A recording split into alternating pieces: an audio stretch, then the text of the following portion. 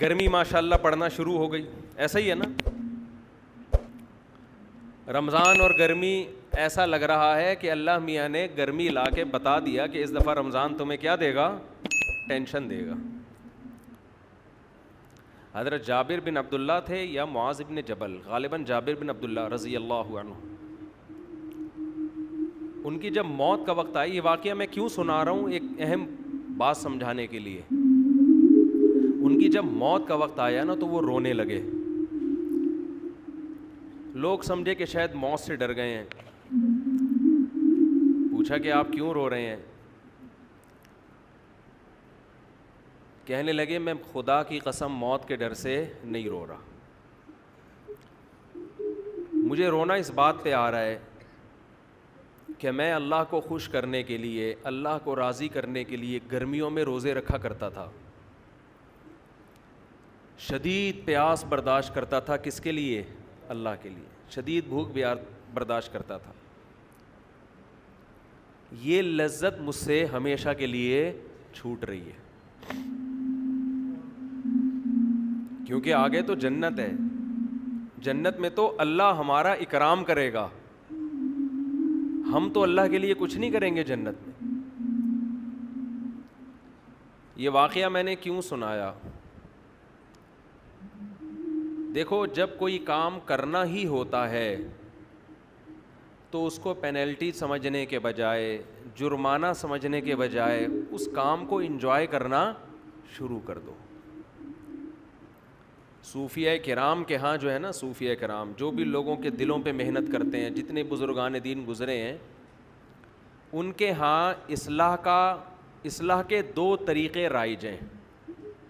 آج بھی medical science میں نا باڈی کو ٹھیک کرنے کے 2 طریقے ہیں۔ ایک طریقہ کہا جاتا ہے علاج بالضد۔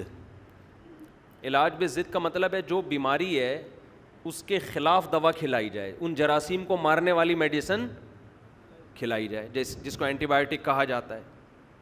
آپ میں جو جرمز پھیل رہے ہیں، آپ نے ایسا زہر جسم میں داخل کیا، اس زہر نے ان جراثیم کو مار دیا، فائٹ کی اور اس کو بولے نا کیا ہو گیا، ختم کر دیا۔ ایک طریقہ یہ ہوتا ہے۔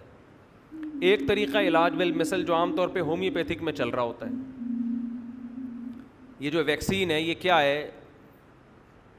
وہی جراثیم آپ کی باڈی میں داخل کیے جائیں جو آپ کو بیمار کرتے ہیں۔ اس کا فائدہ کیا ہوتا ہے کہ جب وہ مردہ جراثیم آپ کی باڈی میں داخل کیے جاتے ہیں تو آپ کی باڈی کے جراثیم اس سے لڑنے کے لیے تیار ہو جاتے ہیں۔ ان کو کیا پتا کہ یہ زندہ ہیں کہ مردہ ہیں؟ مردہ نہیں بھی ہوتے تو بڑے ادھموئے ہوئے ہوتے ہیں نا، جیسے آپ نے اپنے بیٹے کی فائٹ کرائی کسی کمزور سے، محلے کے کمزور لڑکے کے ساتھ، بچہ جیت گیا، آہستہ آہستہ اس میں کانفیڈنس پیدا ہونا شروع ہوا، پہلی دفعہ ہی لڑائی ایسے طاقتور سے کرا دی اور اس نے کوٹ دیا پکڑ کے، بچہ زندگی بھر کسی سے لڑنے کے قابل بولو نہیں رہے گا نا۔ شروع میں کمزوروں سے لڑائی کروائی جائے، پھر آہستہ آہستہ وہ بڑے بڑوں سے لڑنے کے قابل ہو جاتا ہے۔ تو علاج کا ایک طریقہ باڈی میں یہ ہوتا ہے جس کو علاج بالمثل کہا جاتا ہے، کہ آپ نے جو وہی جراثیم داخل کر دی، جیسے ویکسین ہے نا کووڈ کی، کورونا کی ویکسین، تو آپ کی باڈی ان جراثیم سے لڑ کے اور آپ کا سسٹم اتنا مضبوط ہو جاتا ہے کہ اب اگر کسی جرمز نے یا وائرس نے حملہ کیا تو آپ کی باڈی خود اس سے حملہ کر لیتی ہے۔ تو وہی چیز داخل کی جا رہی ہے باڈی میں۔ کیا خیال ہے بھائی؟ تو اہل اللہ جب علاج کرتے ہیں نا دلوں کا، کہ آپ سے گناہ چھوٹ جائیں، آپ کے دل میں آپ شریعت کے فرائض و واجبات پورے کرنا شروع کر دیں، تو اس کا ایک طریقہ یہ ہوتا ہے کہ آپ کے دل میں اللہ کا خوف پیدا کیا جائے، جہنم سے ڈرایا جائے، آگ سے ڈرایا جائے، بتایا جائے کہ اس پر کیا کیا سزائیں ہیں۔ اس سے یہ ہوتا ہے کہ جب آپ گناہ کے قریب جاتے ہیں آپ کانپنے لگتے ہیں، خوف طاری ہو جاتا ہے آپ کے اوپر۔ جب آپ رمضان کا روزہ چھوڑنے لگیں گے آپ پر خوف طاری ہو جائے گا، اس سے آپ گناہ سے بچ تو جائیں گے، شریعت کے حکم کو پورا تو کر لیں گے، لیکن حکم پورا کرنے میں مزہ بولیں نہیں آئے گا. خوف کی وجہ سے بھی انسان کام کر لیتا ہے لیکن کام میں جان پیدا نہیں ہوتی. کچھ طلباء وہ ہوتے ہیں جو ایگزام کی تیاری کے لیے پڑھتے ہیں, انہیں پڑھنے کا شوق بالکل بھی نہیں ہوتا, ڈر ہوتا ہے کہ کل فیل ہو جائیں گے, ابا سے مار پڑے گی, یہ ہو جائے گا وہ ہو جائے گا. وہ بھی پڑھ لیتے ہیں لیکن جب وہ کتاب سامنے رکھ کے بیٹھتے ہیں تو انہیں خوشی نہیں ہوتی بلکہ ان کو تکلیف کہ کب اس عمل سے ہماری جان چھوٹے گی. سمجھتے ہو؟ یہ لوگ زیادہ ترقی نہیں کر پاتے, یہ دھکے دے دے کے چلتے رہیں گے, ایک دن بیزار ہو کے بھاگ جائیں گے. اور ایک طریقہ یہ ہوتا ہے کہ آپ جو کام کر رہے ہیں, جو ذمہ داری آپ کو دی گئی, اس میں آپ کی دلچسپی پیدا ہو جائے, وہ کام آپ کے لیے مزیدار ہو جائے.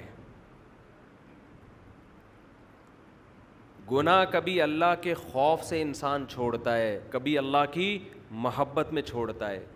محبت میں جب کام کیا جاتا ہے تو وہ کام مزیدار ہو جاتا ہے, اس میں دل لگتا ہے انسان کا. حضرت جابر بن عبداللہ جو رو رہے ہیں موت کے وقت کہ میں جو گرمیوں میں شدید پیاس برداشت کیا کرتا تھا وہ لذت آج مجھ سے چھوٹ رہی ہے. بتاؤ شدید پیاس لذت کی چیز ہے یا ٹینشن کی چیز ہے؟ ٹینشن کی چیز ہے. لیکن اس ٹینشن کے چھوٹنے پر جابر بن عبداللہ رضی اللہ عنہ کو ٹینشن ہونے, اس ٹینشن کے چھوٹنے پر ان کو ٹینشن ہو رہی ہے. کیوں؟ جس کے لیے ٹینشن برداشت کر رہے ہیں اس ذات سے محبت ہے. انسان کو جب کسی سے محبت ہوتی ہے تو اس کی نظر میں محبوب کو خوش کرنا دنیا کی سب سے بڑی لذت بن جاتی ہے. تو رمضان کے روزے آپ پہ فرض ہیں, وہ رکھنے ہیں, چاہو ٹینشن سے رکھ لو, چاہو اللہ کی محبت میں رکھ لو. میں پشاور میں تھا, ہمارے ایک دوست پٹھان تھے, بوڑھے. بعض دفعہ لوگ اتنے اخلاص سے بات کہتے ہیں کہ وہ 2-3 گھنٹوں کی تقریر ایک طرف اور 2 جملے ایک طرف, ان 2 جملوں سے ایسی موٹیویشن ملتی ہے کہ 1-2 گھنٹوں کی تقریروں سے وہ موٹیویشن نہیں ملتی. آپ کو پتہ ہے ہم جب کسی محفل میں ہوں اور شادیوں کی بات نہ ہو تو ایسا ہوتا ہے نہیں. اب تک کی رپورٹ کے مطابق اس طرح کبھی میری معلومات کی حد تک ایسا ہوا نہیں. تو وہاں بھی یہی بات موضوع, میں خود نہیں چھیڑ رہا ہوتا تو دوسرے چھیڑ دیتے ہیں. تو پشاور میں ہماری دعوت تھی, وہ بوڑھے پٹھان تھے, بڑا انہوں نے ہمارا اکرام کیا, تھے بھی بڑے مالدار. تو ویسے ہی کسی نے موضوع چھیڑ دیا دوسری شادی کا, تو ہم نے بھی ان بوڑھے جو پٹھان تھے نا, بزرگ ٹائپ کے, ان سے ہم نے کہا کہ چھیڑنے کے لیے کہ آپ بھی کر لیں, اللہ نے آپ کو اتنا مال دیا ہے, اور تھے بھی بوڑھے ہو کے بھی بڑے فٹ فاٹ تھے وہ.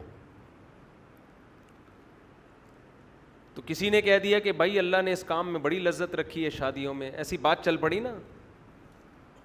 کسی نے کہا کہ نہیں جی لذت جو ہے وہ بکرا کھانے میں, کسی نے کہا جی مرغے پھوڑنے میں, ہر آدمی کے اپنے مزے ہیں. کسی نے کہا کہ جی انڈیا پاکستان کا میچ دیکھنے میں. وہ بزرگ نے بڑی زبردست بات کی, مجھے کہنے لگے مولوی صاحب لذت اللہ نے صرف 2 چیزوں میں رکھی ہے. لذت اللہ نے صرف, بولو, 2 چیزوں, ایک اپنی راہ میں لڑنے میں اور ایک روزہ افطار کرنے میں.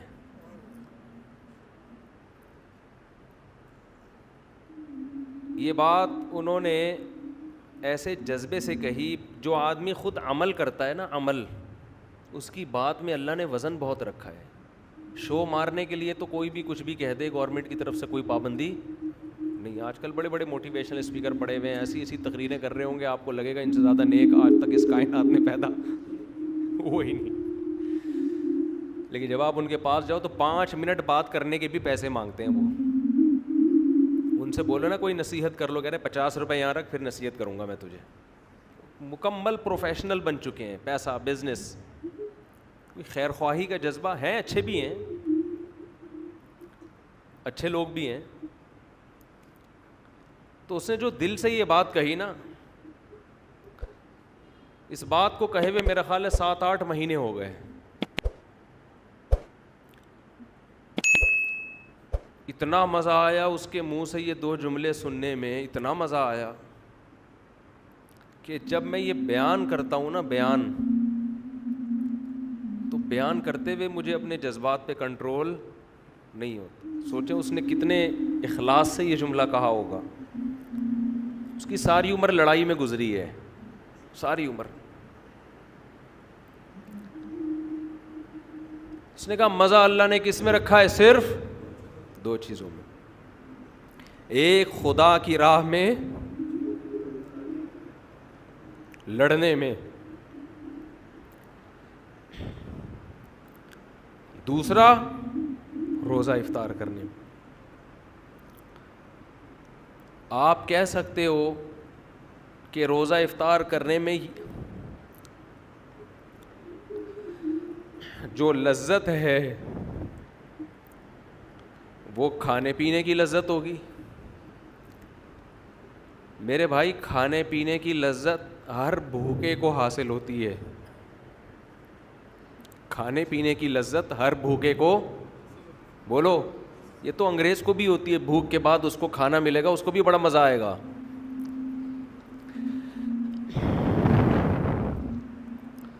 پیاس کے بعد پانی کی لذت ہندو کو بھی حاصل ہوتی ہے. اس بزرگ کا مطلب وہ لذت نہیں تھا جو ہر بھوکے اور ہر پیاسے کو کھانے اور پینے کے وقت, بولو, حاصل ہوتی ہے.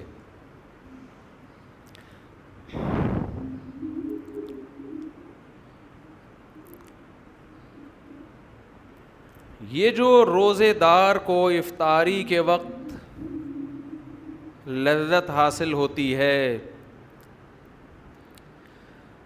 یہ وہ لذت ہے جس لذت کے حاصل کرنے کے لیے دل میں اللہ کی محبت کا ہونا, بولو, ضروری ہے.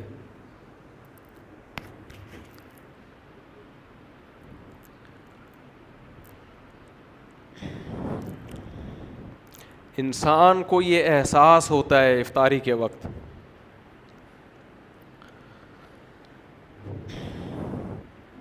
ذرا تھوڑا سا ٹھنڈا پانی دے دیں. جب سے یہ 3 شادیاں ہوئی ہیں نا, مجھے بات بات پہ رونا آتا ہے. آج جتنی انسان کی شادیوں کی تعداد بڑھتی ہے نا, اس کو بات بات پہ رونا آنا شروع ہو جاتا ہے. 4 کے بعد تو ہر بات پہ روتا ہے وہ.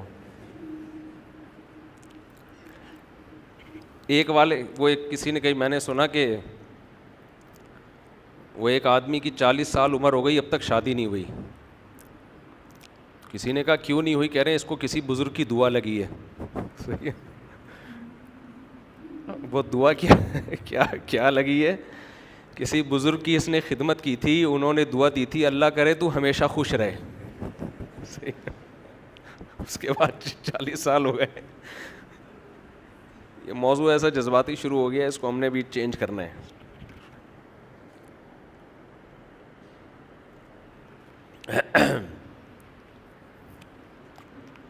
بعض دفعہ مسائل کچھ اور ہوتے ہیں, رو کسی اور بات پہ رہا ہوتا ہے آدمی, سمجھ رہے ہیں نا.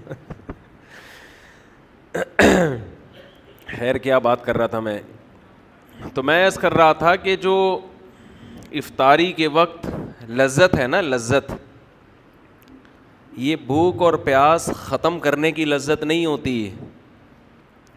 یہ اس بات کی لذت ہوتی ہے کہ آج ساری دنیا پیدا کرنے والے کو بھول چکی ہے.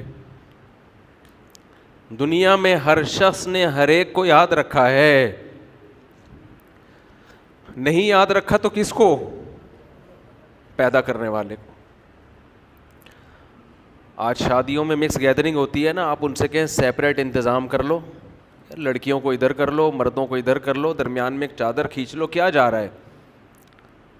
کچھ اس میں پیسے لگتے ہیں زیادہ ہے بھائی, لیکن ایسے مذاق اڑائیں گے آپ کا, ایسے بات کریں گے, ابے یہ مولویوں نے اتنا مشکل بنا دیا, ابے کیا ہو گیا یار. آپ کی نظر میں ہر قانون کی ویلیو ہے. حکومت نے لا بنایا 10 بجے ہال بند ہو جائیں گے, آپ 10 بجے بتیا بجھاتے پھر رہے ہو. آپ اپنے باپ کو ناراض نہیں دیکھ سکتے شادی میں, اپنے بھائی کو ناراض نہیں دیکھ سکتے. لڑکی والے ہو تو لڑکے والوں کو ناراض نہیں ہونے دو گے, لڑکے والے ہو تو لڑکی والوں کو ناراض نہیں ہونے دو گے. جس خدا نے بنایا ہے, جو پیدا کرنے والا ہے, جس نے یہ نعمتیں دی ہیں, وہ آپ کو دعوت کرنے سے منع بھی نہیں کر رہا. وہ یہ بھی نہیں کہہ رہا کہ آپ نے یہ کھانا ہے یہ نہیں کھانا, سب چیزیں حلال کر دی اس نے اس دعوت میں. وہ صرف اتنا کہہ رہا ہے کہ کیا کر دو, بیچ میں پارٹیشن کر دو. لیکن آپ کے جو نہیں رینگتی, آپ ٹس سے مس ہونے کے لیے تیار نہیں ہو. اتنی سی بات وہ کہہ رہا ہے کہ بھائی درمیان میں کیا کر دو, پارٹیشن کر دو. آپ کہہ رہے ہو نہیں کریں گے. مجھے ایسے موقع پہ شعیب علیہ السلام کا کلام یاد آتا ہے. شعیب علیہ السلام نے جب اپنی قوم کو سمجھایا نا خدا کی نافرمانی چھوڑو, تو قوم جواب میں کیا کہتی ہے کہ لولا رہتک لرجمناک, تو ہمارے خاندان کا آدمی ہے, ہماری قوم کا آدمی ہے, ہماری زبان ہی ہے تیری, قوم بھی ایک ہے, اس وجہ سے ہم نے تجھے چھوڑا ہوا ہے. ہماری قوم کا نہ ہوتا مار دیتے تجھے جان سے. شعیب علیہ السلام نے کیا کہا, ارہتی اعز علیکم من اللہ, اے میری قوم میں تمہیں خدا سے ڈرا رہا ہوں, باتیں خدا کی کر رہا ہوں. تمہاری نظر میں قومی تعلق یہ خدا سے بھی بڑھ کر ہے. مجھے اگر تم نے چھوڑا ہوا ہے تو قوم کی وجہ سے چھوڑا ہوا ہے. وَاتَّخَذْتُمُوهُ وَرَاءَكُمْ ظِهْرِيًّا, اور خدا کو اٹھا کے تم نے پیٹھ کے پیچھے پھینک دیا ہے. ایسا نظر انداز کیا ہے گاڈ کو, اللہ کو, خدا کو, کہ پشت کے پیچھے اس کی کوئی ویلیو ہی نہیں ہے. میں تم کو بات کر رہا ہوں خدا خدا خدا خدا, آرڈر اللہ کا آرڈر. اللہ تمہاری ڈکشنری میں ہے ہی نہیں. مجھے چھوڑا ہوا ہے تو کیوں؟ قوم کی وجہ سے. اگر کہہ دیتے کہ اے شعیب ہم تو چونکہ نام خدا کا لیتا ہے اس لیے ہم تیری رعایت کر رہے ہیں, قوم بھی ہے لیکن ساتھ میں نام تو اللہ کا لے رہا ہے اس لیے ہم تجھے کچھ نہیں کہہ رہے, تو خوشی ہوتی مجھے. اس اللہ کا تمہاری ڈکشنری میں کوئی تذکرہ ہے ہی نہیں. آج شادی بیاہ میں دیکھ لینا, ہر جگہ یہی ہو رہا ہے. جہاں اللہ کی بات خواتین کو بتاؤ بھائی اسلام میں عورت کے لیے حیا پسندیدہ ہے. میں نے بیان کیا تھا نا کہ خواتین موٹر سائیکل پر مردوں کی طرح نہ بیٹھیں, تھوڑا سمٹ کے بیٹھیں. یہ ٹھیک ہے چادر کے الجھنے کا خطرہ ہوتا ہے بائکوں میں, تو سمٹ کے بیٹھیں. ابھی ایک برقع آ گیا کسی خاتون کا, بھائی سمٹ کے بیٹھیں, کپڑے کو لپیٹ کے بیٹھیں تاکہ, اور چین کور بھی لگائیں بائکوں میں تاکہ یہ نوبت نہ آئے. اتنا مذاق اڑایا. اسلام حیا کو پروموٹ کرتا ہے, حیا کو. حیا کس میں زیادہ ہے؟ دیکھنے میں کس میں حیا زیادہ نظر آ رہی ہے؟ مردوں کی طرح بیٹھنے میں, یہ خواتین عورتوں کی طرح بیٹھیں, حیا کس میں نظر آ رہی ہے؟ مگر حیا آج ڈکشنری سے, کیونکہ اللہ چاہتا ہے نا شرم اور حیا کس کا حکم ہے؟ اللہ کو. تو اس کو کوئی اس پہ جو نہیں رینگتی. مثالیں دی جاتی ہیں جو اونٹ میں صحابیات ایسے بیٹھا کرتی تھیں. اونٹ میں تو ایسے بیٹھنا ممکن نہیں تھا, دونوں پاؤں ایک طرف کر کے. آج بھی ہم نے علماء بزرگوں کو دیکھا ہے کہ وہ اپنی خواتین کو دونوں پاؤں ایک طرف کر کے بٹھاتے ہیں. اس میں حیا زیادہ ہے. لیکن افسوس ہمارے دیندار طبقہ بھی حیا کے معاملے میں آزاد. قرآن حیا کی تعریف کر رہا ہے کہ موسیٰ علیہ السلام کے پاس جب 2 لڑکیاں آئیں ان کو بلانے کے لیے, فجاءت احداہما تمشی علی استحیاء, قرآن کہہ رہا ہے ان میں ایک لڑکی آئی حیا کے ساتھ چلتی ہوئی. سینہ تان کے چلنا عورت کے لیے بیچ روڈ پہ چلنا، یہ ادا اللہ کو پسند بولو نہیں ہے. آپ عورت کی آزادی کے نام پہ بے حیائی پھیلا دو، آپ کی مرضی ہے. پیدا کرنے والا اس عمل سے خوش بولو نہیں ہوگا. آپ اپنی ڈکشنری سے اللہ کو نکال دو، پھر جو چاہے کرو. ایک صاحب مجھے ایک یورپ کے ایک کنٹری کے بارے میں بتانے لگے کہ وہاں آزادی بہت ہے، بہت آزادی ہے، ہر ایک کے حقوق ہیں، جو چاہے کرو، کتنے اچھے ہیں. میں نے کہا آپ کی اور میری نظر میں بہت اچھے ہیں، اللہ کی نظر میں بالکل بھی اچھے نہیں ہیں. کیونکہ ان آزادی کی وجہ سے انہوں نے جن گناہوں کو حلال قرار دے دیا ہے نا، ہومو سیکشولیٹی کو، زنا کو، لڑکیوں سے آپس میں تعلقات، ان چیزوں کی وجہ سے اللہ کی نظر میں وہ بالکل بھی اچھے نہیں ہیں. یہ تو وہ عمل ہے جس سے اللہ نے قوم لوط کو اٹھا کے پٹخ کے مار دیا. جس قوم نے اپنی ڈکشنری سے گاڈ کو نکال دیا، خالق کو، خدا کو نکال دیا، وہ میری اور آپ کی نظر میں بہت اچھا ہے، بنانے والے کی نظر میں اچھا نہیں ہے. بنانے والا نہیں پسند کرتا اس کو. تو مت تعریفیں کیا کرو ایسی قوموں کی جنہوں نے خدا کو وراکم ظہریہ، اپنی پشت کے پیچھے پھینک دیا ہے. اور اگر تعریف کیا کرو پھر دعا کرو تمہارے بچے بھی ایسے بن جائیں، تمہارے بچے بھی ایسے بن جائیں. ان ملکوں میں جائیں، ان کو اتنی آزادی ملے کہ وہ بھی لڑکوں سے بدفعلی کریں، اور جب آپ انگلی اٹھاؤ تو بولیں کہ یہ ہیومن رائٹس ہیں. اپنے بچوں کو ایسا بنانا چاہتے ہو تو اس کلچر کی صبح و شام تعریفیں کیا کرو. بولے بہت اچھے، ماشاء اللہ، ویل ڈن بیٹا، آزاد ہے، کوئی روک ٹوک نہیں ہے.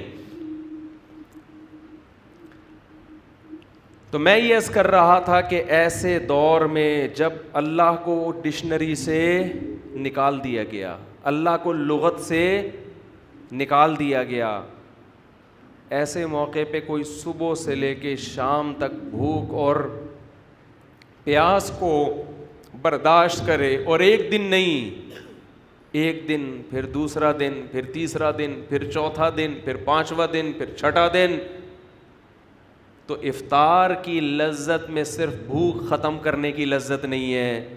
اصل لذت یہ ہے کہ جس خدا کے لیے صبح سے شام تک قربانی دی، وہ خدا ہماری اس افطاری پر بھی ہم سے خوش ہو رہا ہے.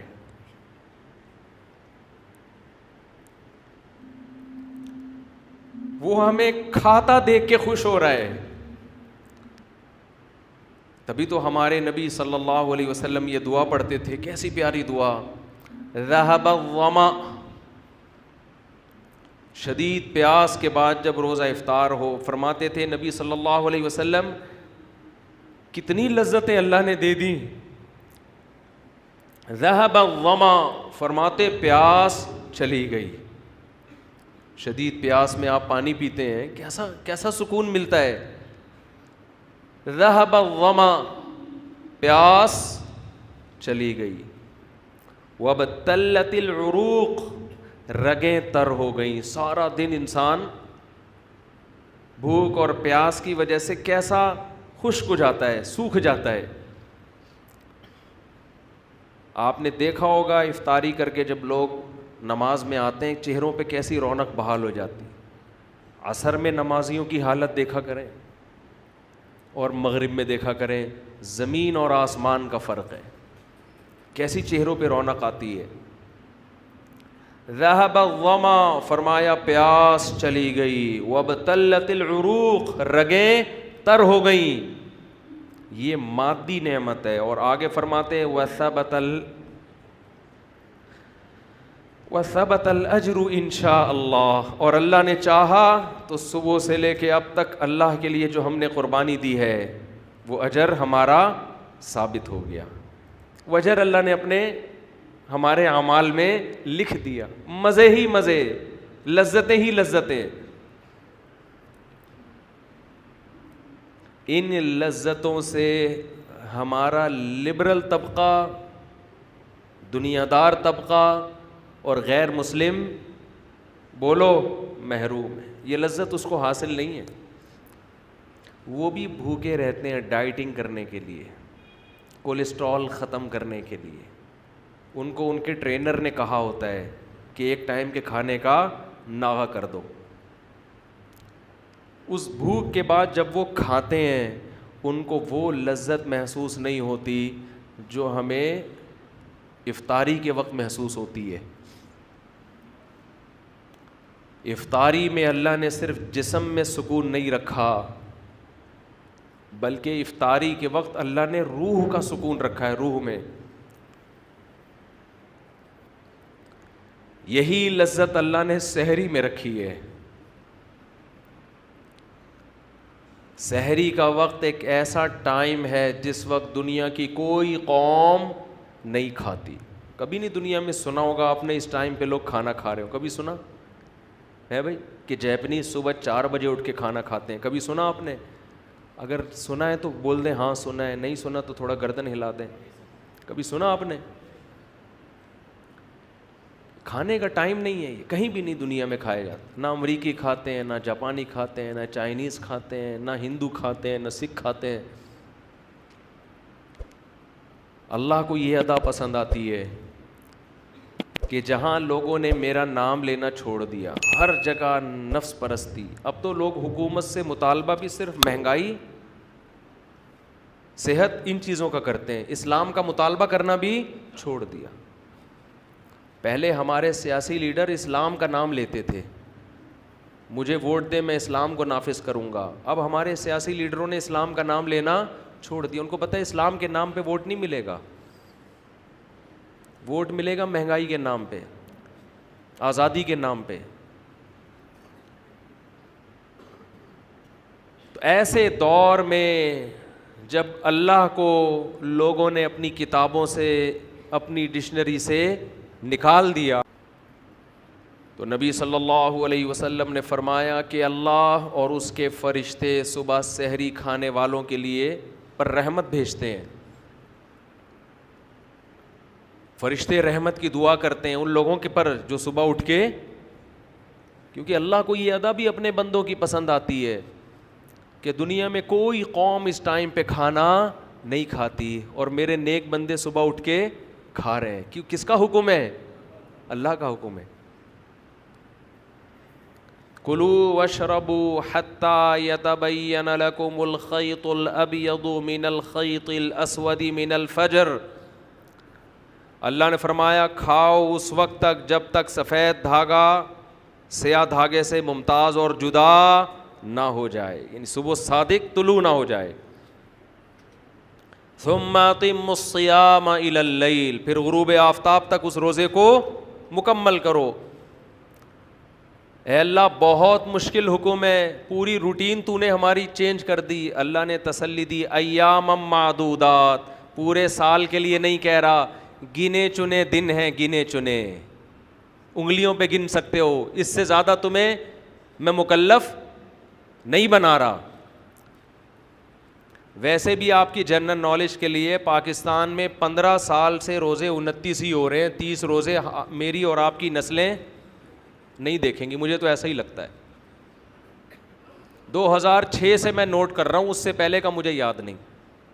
یہ 2022 ہے, 2007 سے لے کے 2021 تک, اب 22 چل رہا ہے نا, یہ کتنے سال ہو گئے؟ 14 سال. ایک دفعہ بھی رمضان 30 کا نہیں ہوا ہے. یہ خود ایک بہت بڑا سوالیہ نشان ہے, سمجھتے ہو؟ ایک نشان ہے یہ کیا ہو رہا ہے مارکیٹ میں.